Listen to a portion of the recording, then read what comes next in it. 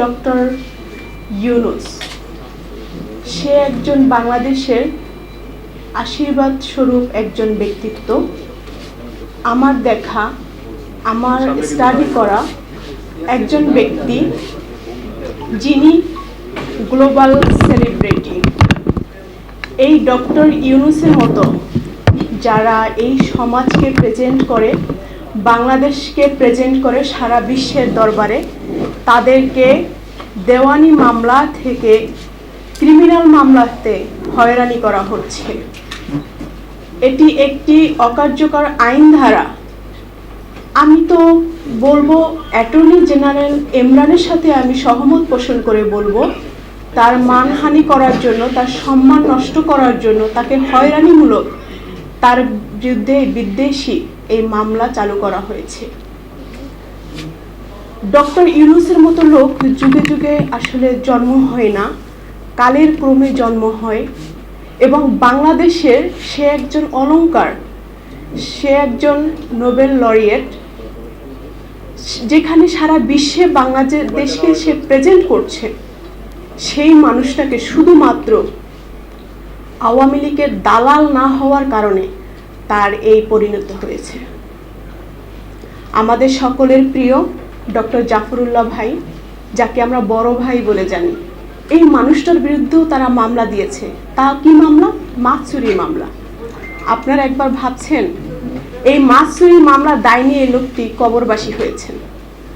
Doctor ইউনূসকে নিয়ে ইতিপূর্বে যে বক্তারা যে চমৎকারভাবে প্রেজেন্ট করেছেন, আমিও তাদের সাথে সহমত।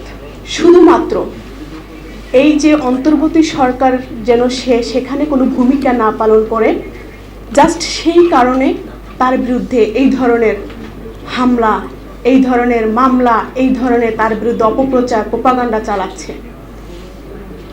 আমি আসলে একজন নতুন প্রজন্মের রাজনীতিবিদ। আমি আসলে আপনাদের কাছ থেকে কি শিখছি? আমি সত্যিই খুবই কনসার্ন। বাংলাদেশের রাজনীতি আমাকে কি শিক্ষা দিয়েছে? যারা ভোটচোর, যারা ধর্ষক, লুটেরা, আজকে তারা সংসদে। আজকে রাজাকারের গাড়িতে কারা ফ্ল্যাগ তুলে উঠে দিয়েছে? যারা বঙ্গবন্ধুর মৃত্যুতে ডুগডুগি বাজানোর কথা বলেছিল, আজকে তাদেরকে নিয়ে নেত্রী রাজনীতি করছে। তাদের রাজনীতির কত দৈন্যদশা আমি আপনাদের ছোট্ট একটি কথা বলবো। দেখেন, বাংলাদেশে এত অনিয়ম, এত হইচই, এত অশান্তি, এত দুর্নীতি, কোনটা রেখে কোনটা বলবো?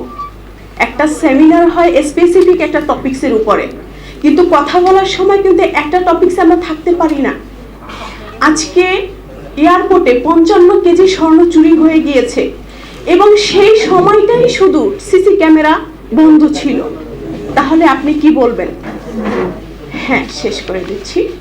তো আপনি কি বলবেন? এখানে কি সেখানকার কর্তৃপক্ষ যারা ছিলেন তারা কি এটার সাথে জড়িত নয়?